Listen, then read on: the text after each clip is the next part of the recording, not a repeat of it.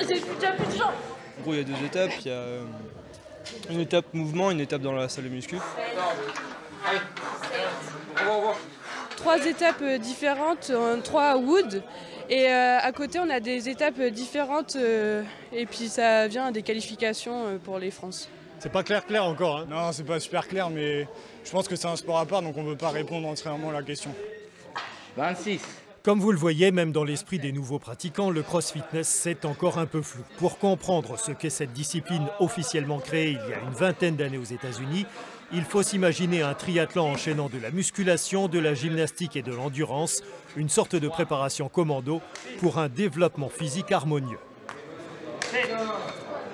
On retrouve de la pliométrie en termes de contraction, on retrouve quand même des mouvements de musculation propres avec des appareils.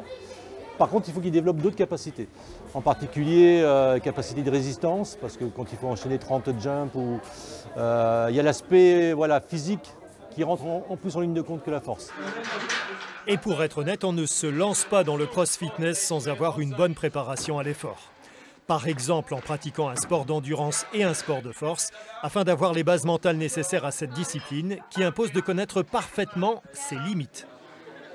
C'était très dur. J'en peux plus. Au-delà de l'activité elle-même, qui peut paraître un peu brutale au premier abord, c'est la gestion de sa vie physique, avec plusieurs ateliers en fait enchaînés, qui fait qu'il faut quand même se projeter un petit peu, comme dans la vie de tous les jours.